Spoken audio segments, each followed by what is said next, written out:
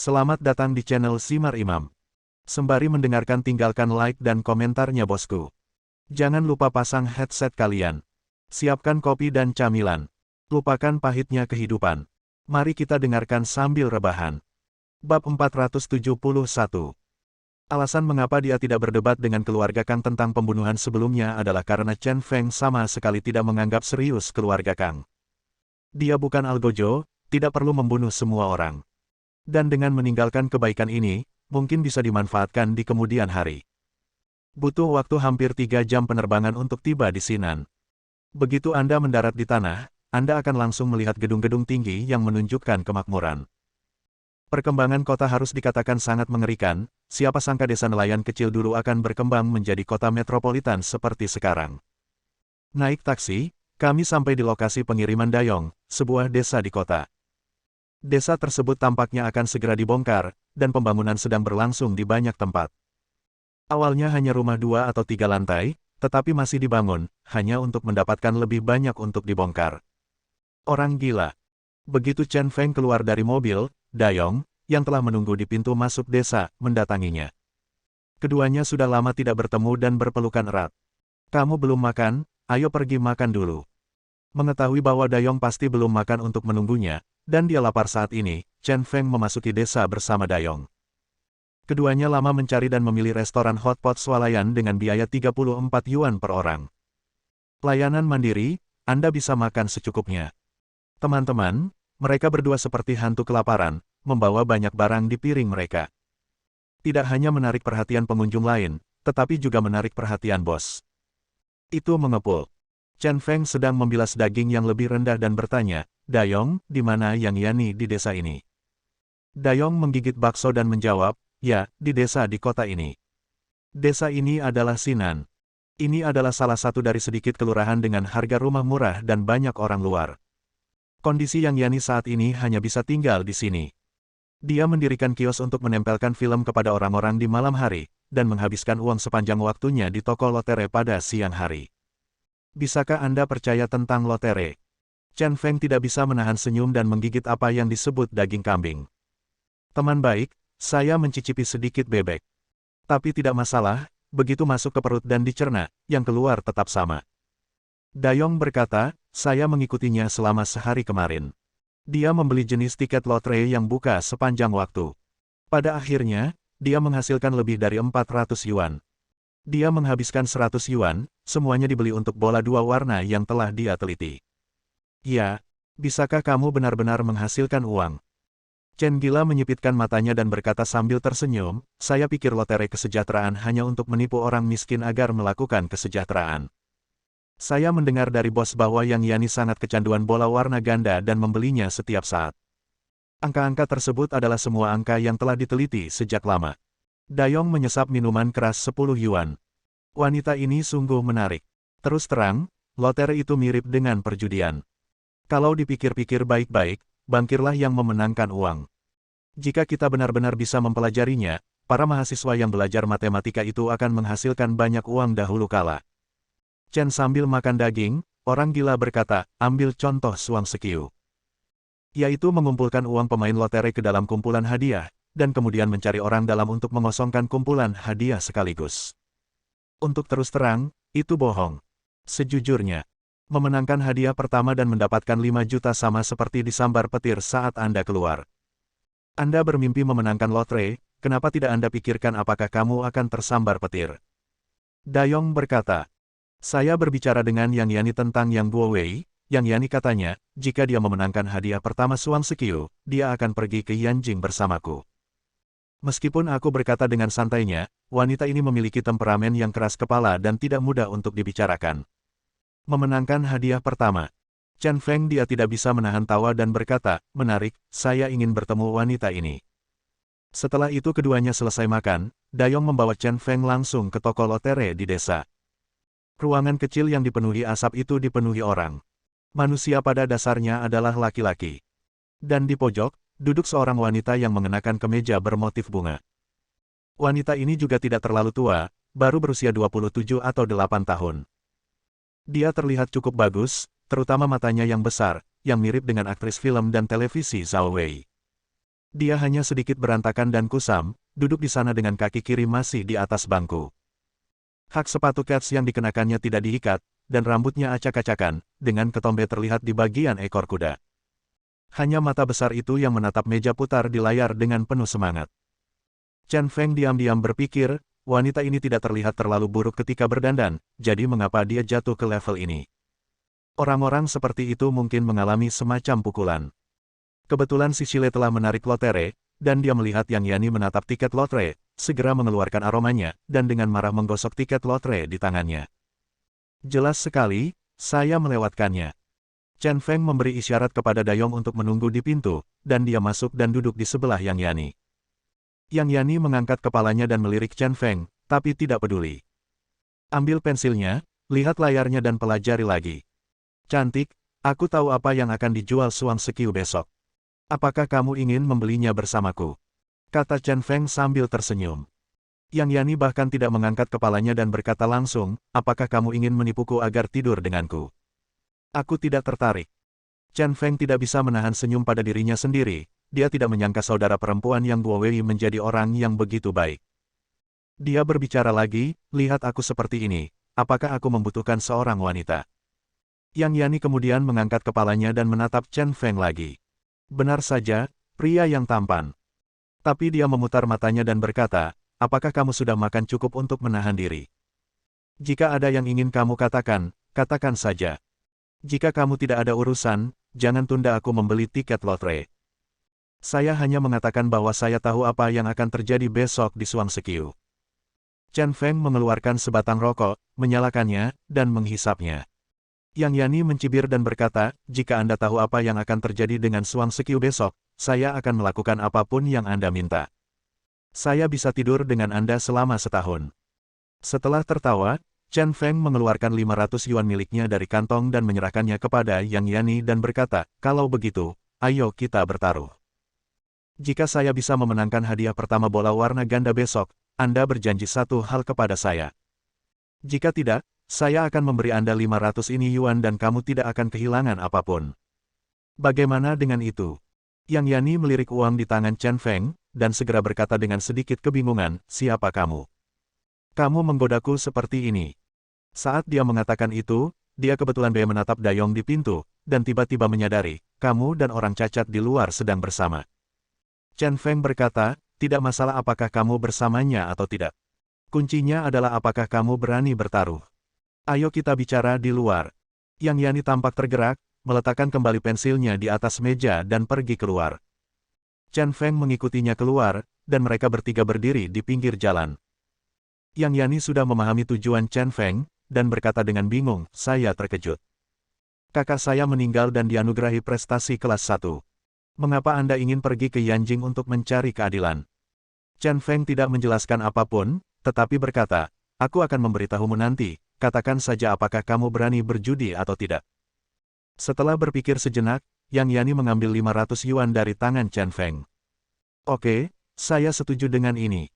Jika Anda bisa memenangkan hadiah pertama Suang Sekiu besok, saya akan pergi ke Yanjing bersamamu. Dia tidak percaya siapapun yang bisa memprediksi siapa yang akan memenangkan hadiah pertama. Bab 472. Setelah Chen Feng dan Dayong meninggalkan desa di kota, mereka menghentikan taksi di pintu masuk desa.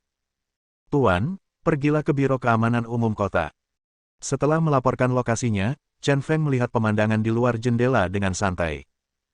Dayong tidak bisa menahan diri untuk tidak bertanya, orang gila, tidak ada peluang memenangkan taruhan antara Anda dan Yang Yani. Apa yang harus Anda lakukan selanjutnya? Menurutnya, Chen Feng tidak mungkin memenangkan hadiah pertama Suang Sekiu yang akan diundi besok. Namun Chen Feng bukanlah orang yang gegabah, dan pasti ada alasan untuk melakukannya. Dia juga sedikit bingung. Namun Chen Feng tetap misterius dan berkata dengan santai, jangan khawatir, saya sudah memikirkan hal ini. Ayo kita pergi ke kantor polisi dulu. Saya meminta Liu Lao mencari kenalan di sini untuk menanyakan sesuatu terlebih dahulu. Dayong segera berhenti bicara.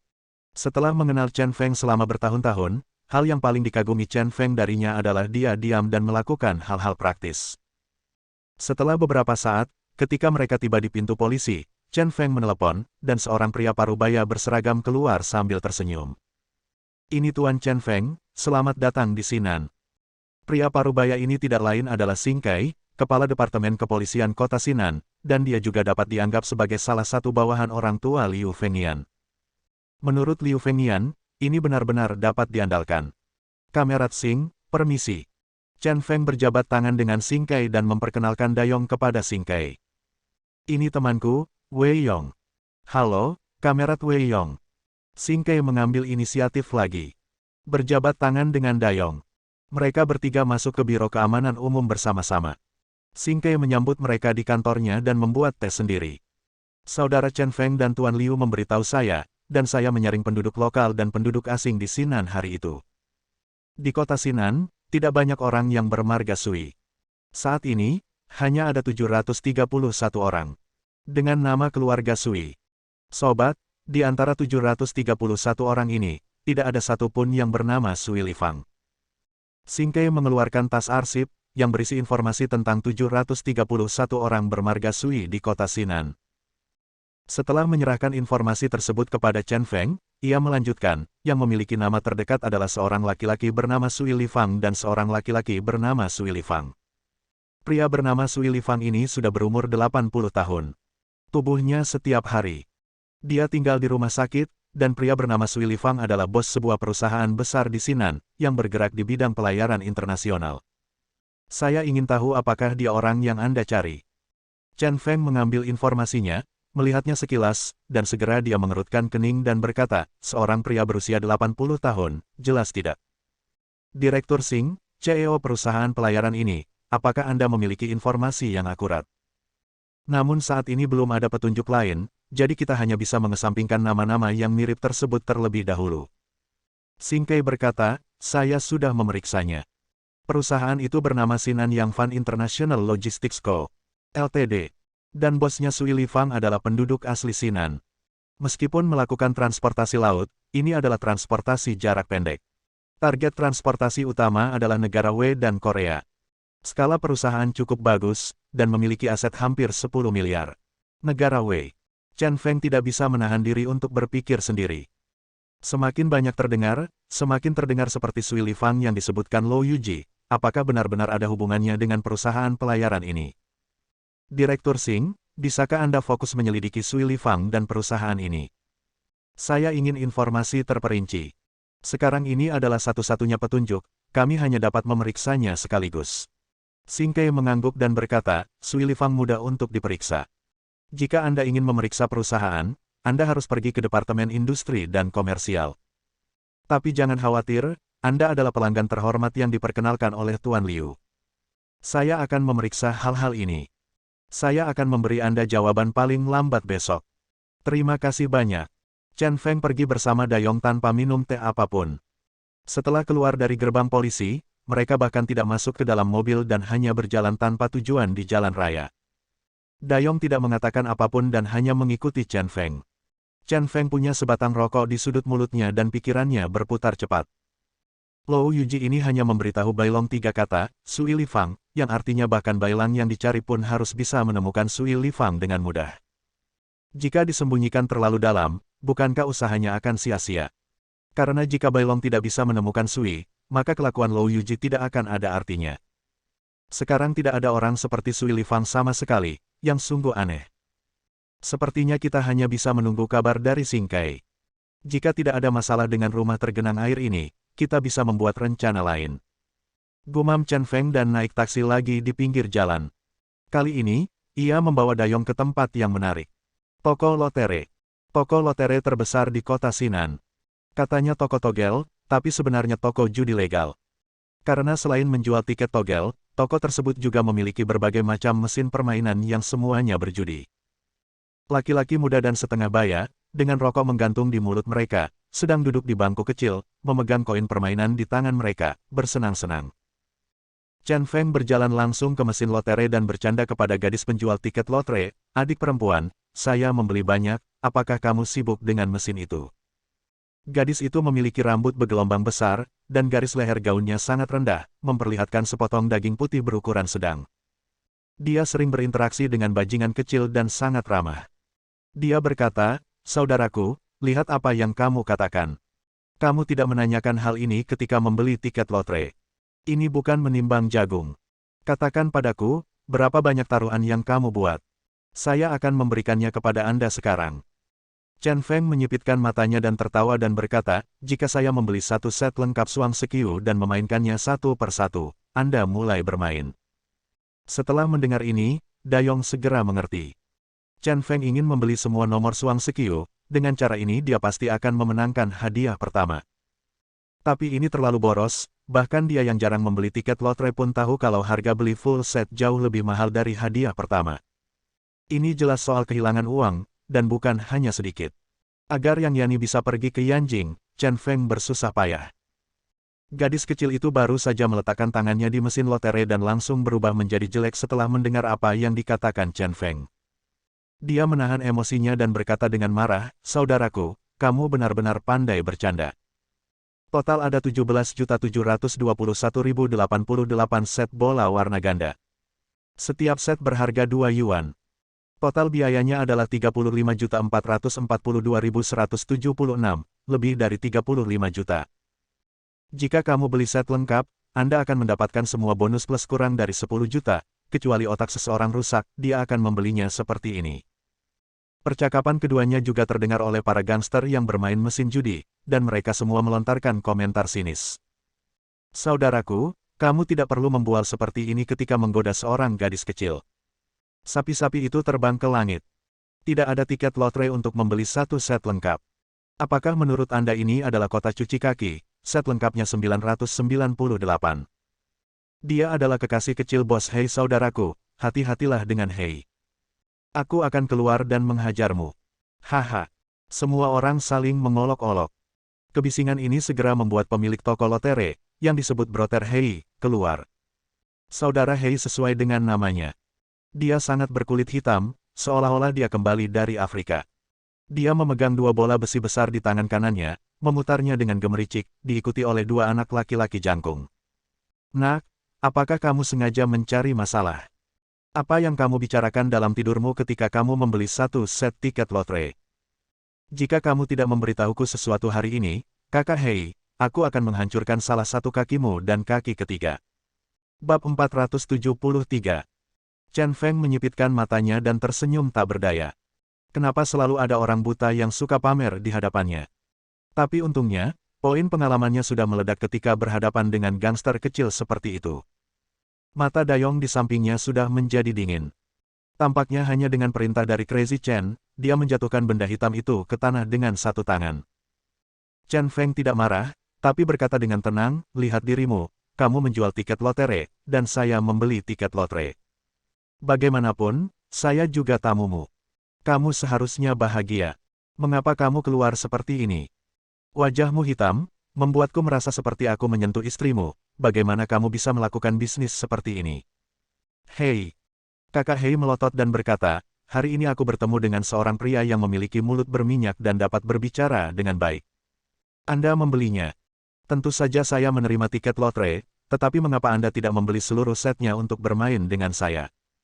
Kantong plastik merek apa yang sebenarnya bisa Anda masukkan ke dalamnya?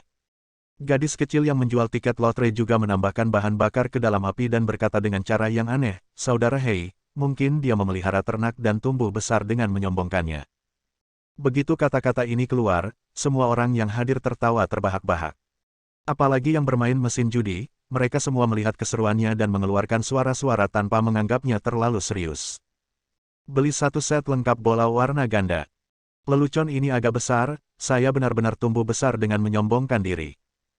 Saudara Hei juga berbalik sambil tertawa, dan berkata kepada gadis itu, Ah Hong, itu bagus. Aku ingat kamu lahir di tahun kerbau. Dia pasti tumbuh dengan membual tentangmu. Semua orang tertawa lagi. Ah Hong juga tidak marah. Sebaliknya, dia berkata dengan genit, Saudara Hei, kamu jahat sekali. Dia tidak punya hak untuk membual tentangku. Kata-kata ini semakin tidak selaras satu sama lain, dan itu adalah sebuah agak tidak enak untuk didengar. Di dunia ini, beberapa orang begitu bodoh hingga bersikeras mencari kematian. Perkataan Ah Hong dan Saudara Hei benar-benar membuat Chen gila. Matanya penuh cahaya dingin, dan seluruh wajahnya sangat suram. Tiba-tiba, dia melangkah maju, mengulurkan tangan kanannya, dan langsung meraih telinga kiri Brother Hei. Kakak Hei, yang masih tertawa, merasakan sakitnya merobek telinganya, dan wajahnya langsung berubah menjadi garang. Marah, dia akan marah, tetapi ketika dia melihat ke atas, dia menemukan sepasang mata yang membuatnya sangat ketakutan. Mata itu penuh dengan niat membunuh. Hanya dengan sekali pandang dan dia merasakan ketakutan yang belum pernah terjadi sebelumnya. Tangan kanan Chen Feng dengan kasar merobek separuh telinga saudara Hei. Pada saat yang sama, dia menarik kepala Brother Hei dan membantingnya ke kaca etalase di sebelahnya. Dengan ledakan, kacanya pecah dan pecahannya berserakan di lantai. Dan kepala saudara Hei mengeluarkan darah merah cerah. Seluruh toko lotre tiba-tiba menjadi sangat sunyi. Orang-orang muda yang awalnya membuat keributan berdiri satu persatu setelah tertegun selama beberapa detik, melihat apa yang terjadi di depan mereka dengan takjub. Ah Hong, sebaliknya, ketakutan, dengan tangan meringkuk di depan dada dan mulutnya sedikit terbuka. Kamu berani memukul kakak Hei. Kedua adik dari kakak Hei akhirnya sadar. Saat dia hendak bergegas, dia melihat sosok tinggi muncul dari belakang Chen Feng. Segera setelah itu, pemandangan yang sangat kejam terjadi. Dalam waktu kurang dari 1 menit, Dayong kembali ke belakang Chen Feng. Dan kedua anak buah Brother Hei tergeletak di tanah sambil meratap. Para penjudi yang awalnya menyaksikan kegembiraan dan menyombongkan diri atas kemalangan kali ini benar-benar ketakutan, dan mereka semua lari setelah melihat ini. Ah Hong yang gemetar juga ingin lari, tapi begitu dia melangkah, dia dihentikan oleh Chen Feng. Saya biasanya tidak suka menyentuh perempuan, karena kebanyakan perempuan baik dan pantas mendapatkan perhatian laki-laki. Tapi dengan mulut seperti milik Anda, menurut saya tidak perlu mempedulikan hal ini. Chen Feng mengulurkan tangan kanannya dan mencekik leher Ah Hong, dia langsung mengangkat lawannya. Memang, seperti yang dia katakan, di dalam hatinya, dia selalu merasa bahwa perempuan adalah sesuatu yang indah. Oleh karena itu, seringkali, hanya tindakan hati-hati yang dilakukan dan tidak ada kekerasan yang digunakan.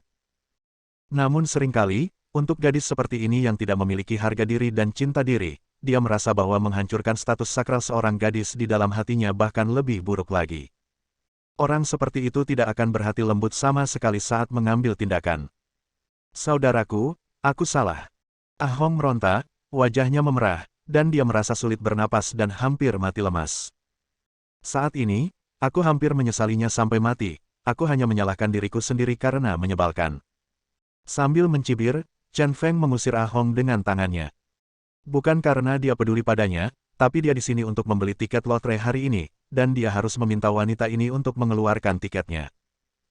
Chen Feng menghampiri saudara Hei lagi, mengambil 2 bola besi yang jatuh ke tanah, dan berkata sambil tersenyum, Saudara Hei, apakah menurutmu kamu akan mengalami gangguan pencernaan jika menelan bola besi ini? Dia menutup telinganya dan berkata mata kakak Hei membelalak saat mendengar ini. Dengan wajah sedih, dia buru-buru berkata, Saudaraku, bagaimana aku telah menyinggung perasaanmu? Kamu terlalu kejam. Menyinggung perasaanku. Kamu tidak layak.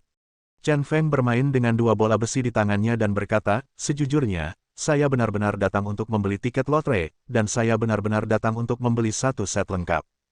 Jika kamu tidak percaya, aku bisa mendapatkan apa yang bisa kulakukan. Kakak Hei tertegun sejenak, lalu mengertakkan gigi dan berkata, Saudaraku, aku akan menebus kesalahanmu. Siapa yang akan mempercayaimu jika kamu bilang kamu membeli set lengkap? Saya orang dengan keluhan yang jelas. Jika Anda benar-benar datang untuk membeli set lengkap, itu salah saya, tetapi Anda memukul saya, dan polisi datang kemudian, tetapi saya tidak dapat menahannya. Hei, aku harus berterima kasih padamu karena telah mengingatkanku. Chen Feng berdiri dan menelepon. Tentu saja, panggilan ini ditujukan kepada Xing Kai. Meskipun dia tidak takut, dia membenci masalah. Beberapa saat kemudian, polisi datang. 2 mobil polisi dan 7 atau 8 petugas polisi memasuki toko lotre. Sebelum petugas polisi dapat berbicara, Saudara Hei, yang menutup telinganya, memimpin dan berkata, saya tidak menelepon polisi. Maaf. Saya bisa menanganinya sendiri. Chen Feng tidak bisa menahan diri, matanya berbinar. Kakak Hei ini agak menarik. Ketika Ah Hong melihat polisi datang, dia segera mendapatkan kepercayaan diri dan berteriak, Saudara Hei, apakah kita sia-sia memukuli orang? Petugas polisi, inilah orang yang bergerak. Dia memukuli orang, segera tangkap dia. Mata Chen Feng yang baru saja menyala berubah muram mendengar perkataan wanita bodoh ini. Sepertinya aku melakukan sesuatu yang benar hari ini. Wanita ini benar-benar tidak pantas mendapatkan simpati. Yang paling dia benci dalam hidupnya adalah tipe orang yang memergokinya memanggilku, Tuan, dan membiarkannya berbicara omong kosong. Ah Hong ini adalah wakil dari orang seperti ini. Petugas polisi terkemuka sama sekali mengabaikan saudara Hei dan Ah Hong, tetapi memandang Chen Feng dan berkata, apakah Anda Chen Feng? Ya, Chen Feng mengangguk. Petugas polisi terkemuka segera tersenyum, berjalan ke arah Chen Feng, berjabat tangan dengan Chen Feng dengan sangat sopan dan berkata, halo, saya Wang Song, kepala polisi di daerah ini. Biro Sing memberitahu saya, jangan khawatir, saya akan membereskan masalah ini. Melihat pemandangan ini, Ah Hong tercengang. Kepercayaan diri yang baru saja bangkit hancur karena pukulan itu. Saudara Hei menunjukkan ekspresi terkejut dan tanpa sadar menelannya. Teman baik, aku benar-benar menemui jalan buntu hari ini. Direktur Wang bersikap sopan. Tidak ada yang serius. Hanya ada pertengkaran. Chen Feng melirik ke arah saudara Hei dan berkata dengan penuh arti, selain itu, saya baru saja berdamai dengan saudara Hei ini, bukankah begitu saudara Hei? Saudara Hei segera mengerti dan mengangguk cepat, ya, itu semua salah paham. Saya hanya mengatakan, saya tidak memanggil polisi. Baru saja, jelas dari keterampilan Chen Feng bahwa Chen Feng memiliki status yang luar biasa. Jadi dia mengawasi dan tidak mempertaruhkan nyawanya, berharap bisa menjalin persahabatan dengan Chen Feng. Saya tidak menyangka langkah ini sepenuhnya benar. Chen gila ini memang orang besar. Bab 474. Alasan Chen Feng memilih untuk berdamai dengan saudara Hei adalah karena kata-kata pertama saudara Hei setelah polisi tiba. Jelas, pria kulit hitam ini tidak ingin menggunakan polisi untuk membalas dendam padanya. Sangat jarang bisa membuat pilihan seperti itu meski terluka parah. Tidak sulit untuk melihat bahwa orang ini bukanlah pemimpin gangster seperti yang terlihat, tetapi orang yang cerdas dan sabar. Bagi orang seperti itu, tidak perlu mengambil jalan menuju kematian. Mungkin di Sinan, pihak lain bisa membantu. Saudara Hei, tolong balut dulu agar lukanya tidak terinfeksi. Sekarang semua orang jauh lebih tenang, dan Chen Feng juga berkata kepada saudara Hei dengan prihatin. Saudara Hei melambaikan tangannya, tertawa dan berkata, jangan khawatir, saudara Chen Feng, itu hanya sebuah telinga. Bisa dibalut sebentar. Tidak akan jatuh. Dia bahkan tidak repot-repot membicarakan tentang luka di kepalanya. Sepertinya ada sedikit kulit yang tergores. Wang Song jelas mengenali saudara Hei dan bercanda, jangan pedulikan dia adalah orang yang mengancam nyawa. Hanya karena kepribadiannya yang mengancam nyawa dia mampu membuka toko lotre ini. Chen Feng mengangguk, semakin menghargai saudara Hei. Dia berkata, tidak apa-apa, kita tidak mengenal satu sama lain lagi. Sejujurnya, saya benar-benar datang ke sini untuk membeli tiket lotre. Saya punya lebih dari 30 juta di saku saya. Saya ingin membeli satu set lengkap 2 warna bola. Ini saat yang tepat. Uang tidak akan mengalir keluar, anggap saja itu sebagai kompensasi saya untuk telinga saudara Hei. Semua orang tahu bahwa ketika membeli tiket lotre, keuntungan dibagi berdasarkan penjualan. Semakin banyak tiket lotre yang dijual oleh toko lotre, semakin banyak uang yang dihasilkan. Chen Feng membeli lebih dari 30 juta tiket lotre, yang masih membuat Hei Ge mendapat 1,8 juta. Kakak Hei benar-benar berkulit gelap, dia menunjukkan gigi putihnya saat dia tersenyum, yang sama sekali tidak cocok dengan seluruh wajahnya. Dia berkata dengan gembira, oh, itu benar. Ini semua salahku karena ceroboh. Tapi saudara Chen Feng, ini benar-benar bisnis yang merugi. Hadiah pertama Suang Sekiu kurang dari 10 juta. Jika Anda membeli seluruh set, semua bonusnya tidak ada artinya, tapi kamu akan rugi lebih dari 20 juta, kamu. Aku malu untuk mengatakannya pada akhirnya. Menurut pendapat semua orang, ini adalah perilaku bodoh. Wang Song juga bingung dan bertanya, saudara Chen Feng, mengapa kamu melakukan ini? Menghadapi pertanyaan kedua orang tersebut, Chen Feng menjelaskan, saya punya alasan sendiri untuk masalah ini, tetapi ini adalah privasi saya. Saya belum memberitahu Anda untuk saat ini. Lagi pula, apa yang saya lakukan tidak ilegal, dan saudara Hei masih bisa menghasilkan uang. Mengapa Anda mengajukan begitu banyak pertanyaan? Padahal, baginya, uang hanyalah angka, dan tidak pernah ada kekurangan.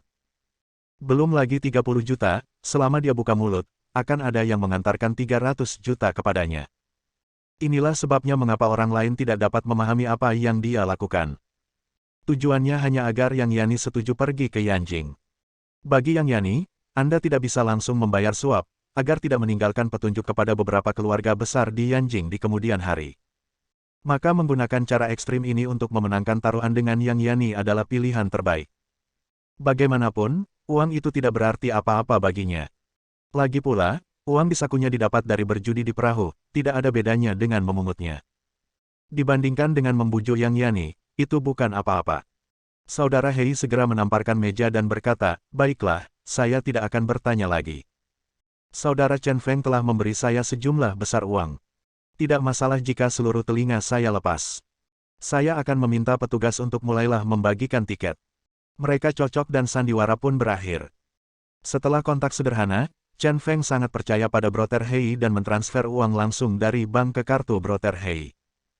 Melihat uang sungguhan lebih dari 30 juta, Saudara Hei begitu bersemangat sehingga dia dengan santai menangani telinga dan kepalanya, dan kemudian mulai sibuk dengan petugas. Dayong diminta untuk mengawasi toko tersebut, tetapi Chen Feng menjadi penjaga toko lepas tangan. Saya naik taksi dan datang ke pantai. Berjalan perlahan menyusuri jalan pantai merupakan suatu hal yang menenangkan dan menyenangkan. Ini adalah momen relaksasinya sendiri. Dayong menonton hingga pukul 8.30 hari itu, hingga penjualan bola dua warna tersebut terhenti. Tiket togel yang dimainkan memenuhi kotak besar dan hampir merusak mesin togel. Sore harinya, Chen Feng menemukan jaringan hotel murah dan bermalam bersama Dayong. Keesokan paginya, Dayong pergi ke toko lotre lagi dan menatapnya. Chen Feng, sebaliknya, menerima telepon dari Xing Kai dan datang ke markas polisi. Chen Feng sedang duduk di kantor Xing Kai dengan sebatang rokok di mulutnya, melihat sebuah file. Xing Kai ini benar-benar orang yang bertindak dan sangat cakap, dalam waktu singkat, dia mendapatkan semua hal yang diperintahkan Chen Feng kepadanya. File ini memiliki dua bagian, satu tentang Sui Lifang, dan yang lainnya tentang perusahaan logistik Yang Fan. Informasinya sangat detail, termasuk anggota keluarga Sui Lifang, serta catatan perubahan saham Yang Fan Logistics selama bertahun-tahun. Xing Kai secara pribadi membuatkan secangkir teh untuk Chen Feng, menyerahkannya kepada Chen Feng dan berkata, Sui Lifang adalah pengusaha yang relatif terkenal di Sinan. Dalam lebih dari 10 tahun, ia telah berkembang dari awal hingga skalanya saat ini. Chen Feng mengambil tehnya, mengangguk dalam diam, dan melihat informasinya dengan cermat. Segera ada pertanyaan di benak saya. Menurut informasi, Sui Lifang hanyalah seorang karyawan sebuah perusahaan pelayaran sebelum mendirikan perusahaan logistik Yang Fan. Orang yang sangat biasa tiba-tiba mendirikan perusahaan ini. Ini sepertinya sangat mendadak. Terus terang, di dunia ini, apapun industrinya, sulit untuk maju. Entah itu tentang kekuatan nyata, kerja keras selama bertahun-tahun, dan kemudian kesempatan lain untuk mewujudkannya. Namun kemungkinan besar, orang-orang yang sudah memiliki latar belakang itulah yang bisa mencapai hasil 2 kali lipat dengan separuh usaha dengan mengandalkan kekuatan dan sumber daya yang mereka miliki. Tipe kedua menyumbang hampir lebih dari 80%. Oleh karena itu, dunia ini pada dasarnya tidak adil. Sejak awal, orang-orang telah dibagi ke dalam tingkatan yang berbeda-beda. Lalu hal ini aneh. Sui Lifang tidak memiliki latar belakang dan kekuatan keras. Bagaimana bisa menjadi perusahaan besar hanya dalam waktu 10 tahun? Apalagi pendirian perusahaan oleh Sui Lifang sepertinya sangat tidak terduga. Kalau ada yang tidak beres pasti ada yang salah dengan Sui Lifang atau perusahaan ini. Pada saat ini, sebuah foto tiba-tiba terjatuh dari file. Chen Feng mengambil foto itu dan melihat bahwa itu adalah foto pemotongan pita Yang Fan beberapa tahun yang lalu. Dia tidak terlalu memperhatikan pada awalnya, tetapi setelah melihat sekilas, dia menemukan orang yang sangat dikenalnya. Lou Yuji. Pria yang berdiri di tengah, memegang gunting dan tersenyum, tidak lain adalah Lou Yuji. Ini hanyalah bonus yang tidak terduga. Sepertinya kita telah menemukan yang tepat. Chen Feng menarik napas panjang, dan senyuman muncul di sudut mulutnya. Tak perlu dikatakan lagi, Sui Lifang di mulut Lou Yuji mungkin ada hubungannya dengan Sui Lifang ini. Namun pertanyaan lain muncul di benak saya. Mengapa Lou Yuji menyebutnya Sui Lifang, kubus air?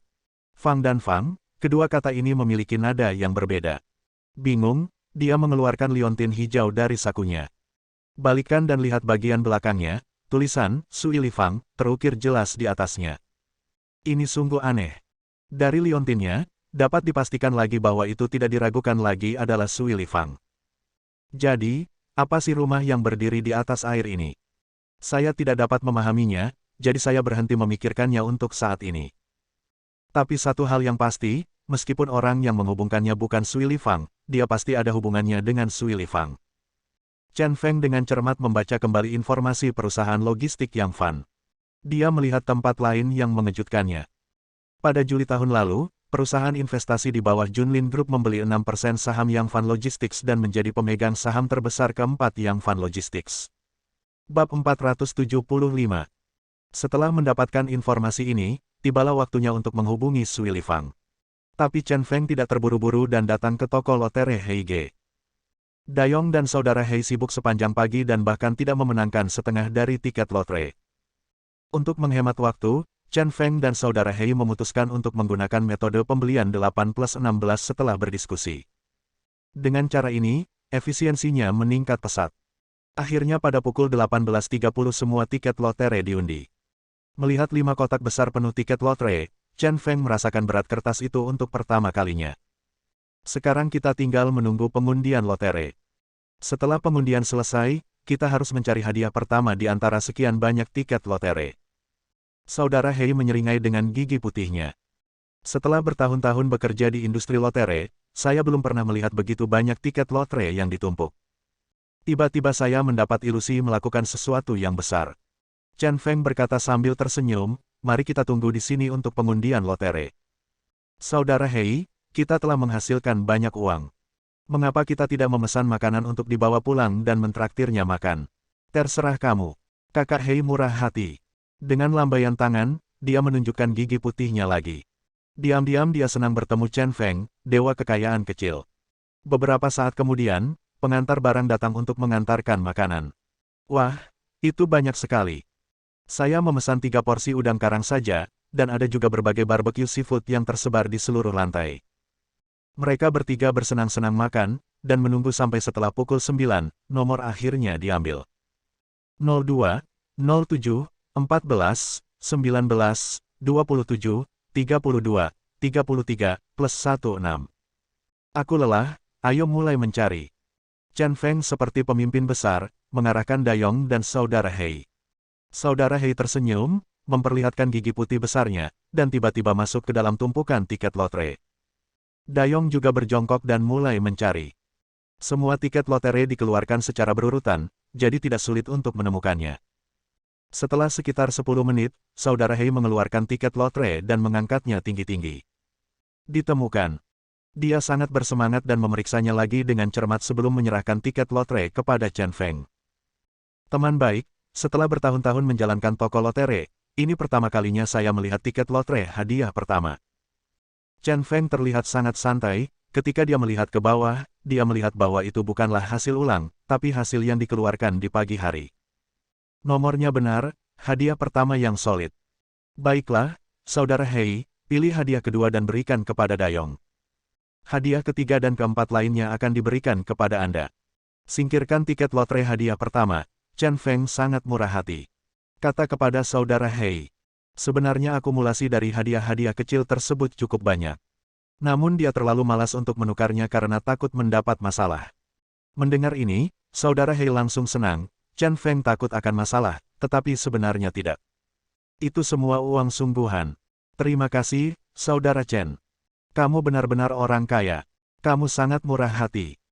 Mulai sekarang, selama kamu berada di Sinan, apapun yang terjadi, selama kamu mengucapkan sepatah kata pun, aku, Lao Hei, akan bekerja keras untuk membantumu. Saudara Hei sangat senang. Kemudian, saya bertemu Chen Feng, seorang pria kaya. Saya menghasilkan banyak uang dengan membeli tiket lotre, dan sekarang saya mendapat banyak uang dengan menukarkan hadiah kecil. Dewa kekayaan jatuh dari langit. Keesokan paginya, Chen Feng dan Dayong bergegas ke desa di kota di mana Yang Yani berada. Mereka berdua makan semangkuk nasi gulung masing-masing di desa, dan kemudian pergi ke toko lotre favorit Yang Yani. Benar saja, Yang Yani ada di sana, duduk di pojok. Ketika Yang Yani melihat Chen Feng dan Dayong datang, dia hanya mengangkat kepalanya lalu menundukkan kepalanya untuk menulis angka. Matanya menghina, dan dia tidak percaya bahwa Chen Feng benar-benar bisa memenangkan hadiah pertama. Chen Feng duduk di sebelah Yang Yani dan dengan sengaja meninggikan suaranya sebelum berkata, bola warna ganda kemarin, kota Sinan memenangkan hadiah pertama. Saat dia berkata, dia mengeluarkan tiket lotre hadiah pertama dan memegangnya di depan Yang Yani. Awalnya aku mengira kamu mungkin bosan, tapi aku tidak menyangka kamu benar-benar membosankan. Memutar matanya dan menatap Chen Feng dengan pandangan meremehkan, Yang Yani dengan tidak sabar mengambil tiket lotre. Begitu kulihat, dia yang awalnya masih malas, tiba-tiba duduk tegak. Setiap kali nomor lotre diambil, pada dasarnya dia menghafalnya. Bukankah nomor yang dia pegang di tangannya sama dengan nomor lotre tadi malam? Bagaimana ini mungkin bagimu? Yang Yani sedikit tergagap. Bagaimana ini mungkin? Anda bilang Anda benar-benar bisa memenangkan hadiah pertama dengan membelinya. Dia terkejut ketika sesuatu tiba-tiba terlintas di benaknya. Dia segera melemparkan tiket lotre itu kembali ke tangan Chen Feng dan berkata dengan nada menghina, hanya untuk bertaruh, kamu bahkan bisa membuat tiket lotre palsu. Itu pasti palsu, dibuat oleh komputer. Saat ini teknologi sudah sangat maju sehingga membuat tiket togel palsu sangatlah mudah. Bagaimana orang bisa meramalkan sebelumnya bahwa dia akan memenangkan hadiah pertama? Dia tidak akan mempercayainya bahkan sampai mati. Saya tidak akan menitikkan air mata sampai saya melihat peti mati itu. Chen Feng menghela nafas dalam-dalam, lalu berjalan ke arah pemilik toko lotre dan berkata kepadanya, bos, tunaikan. Tiket lotre dibeli dari berbagai toko lotre di kota yang sama hanya akan menang. Hadiah kecil apapun yang Anda terima dapat ditukarkan di toko lain. Bos sedang bermain-main dengan ponselnya, dengan santainya ia mengambil tiket lotre dan memasukkannya ke dalam slot penukaran tiket. Segera setelah mesin memindai, sebuah kalimat langsung muncul di layar. Hah! Melihat kalimat itu, bos yang awalnya malas itu tiba-tiba mengangkat kacamatanya. Bos melihatnya lagi dan lagi, lalu berteriak dengan mata terbelalak, sialan, hadiah pertama, silakan pergi ke pusat lotre kesejahteraan Sinan untuk menebus hadiah Anda. Teriakan ini menarik perhatian dua orang yang awalnya membeli tiket lotre di toko. Semua orang menatap mesin lotre dan terus berteriak, F-cek. Matanya penuh iri, itu hadiah pertama, minimal 5 juta. Kali ini, Yang Yani yang awalnya tidak percaya, akhirnya berhenti menulis di tangannya. Chen Feng berbohong padanya, mungkinkah bos dan orang yang lewat juga bergabung untuk berbohong padanya? Jantungnya mulai berdetak lebih cepat, dan dia berjalan tanpa sadar dan melihat kata-kata di mesin lotre. Chen Feng mengeluarkan tiket lotre dari mesin dan berkata kepada Yang Yani sambil tersenyum, jika Anda tidak percaya, kita bisa pergi ke pusat lotre kesejahteraan sekarang dan melihat tiket lotre ini untuk melihat apakah itu asli atau palsu, dan ini saat yang tepat untuk menebus hadiahnya. Yang Yani tertegun dan tidak bisa sadar untuk waktu yang lama. Apa yang terjadi di sini? Bisakah seseorang benar-benar memprediksi kata-kata di mesin lotre terlebih dahulu dan membeli hadiah pertama? Ayo pergi, jika itu benar-benar juara pertama, aku bersedia mengaku kalah. Hingga saat ini, dia masih belum percaya. Bagaimana ini mungkin? Kecuali dia benar-benar menguangkan 5 juta, dia tidak percaya. Dikelilingi oleh pemilik toko lotre dan beberapa pemain lotre, Chen Feng, Dayong dan Yang Yani naik taksi bersama. Tujuan, Pusat Lotre Kesejahteraan. Tak lama kemudian mereka sampai di Pusat Lotre Kesejahteraan, dan mereka bertiga langsung menuju ruang penukaran hadiah. Chen Feng menyerahkan tiket lotre kepada staf sambil tersenyum dan berkata, halo, tolong konfirmasi apakah milikku memenangkan hadiah pertama bola warna ganda kemarin. Saat dia mengatakan itu, dia dengan sengaja melirik Yang Yani yang memiliki wajah cemberut. Wanita ini sangat keras kepala, dia tidak akan menoleh ke belakang sampai dia menabrak tembok. Staf mengambil tiket lotre, memverifikasinya, dan berkata kepada Chen Feng, selamat, tiket lotre ini memang memenangkan hadiah pertama. Silakan tulis informasi identitas Anda di bagian belakang tiket dan keluarkan kartu identitas Anda agar Anda dapat menebus hadiahmu. Mendengar kata-kata ini dari staf, Yang Yani tercengang. Dengan kata lain, benar-benar bingung. Adakah yang bisa memprediksi sebelumnya bahwa mereka akan memenangkan hadiah pertama? Ini benar-benar merusak pemahamannya. Tetapi pada saat ini, Chen Feng menyerahkan tiket lotre ke tangan Yang Yani yang kebingungan dan berkata, tujuan saya adalah membiarkan Anda pergi ke Yanjing untuk mencari keadilan bagi Yang Guowei. Saya harap Anda bersedia mengaku kalah. Lotre ini tiket, aku memberikannya padamu. Bersambung. Nantikan bab selanjutnya bosku.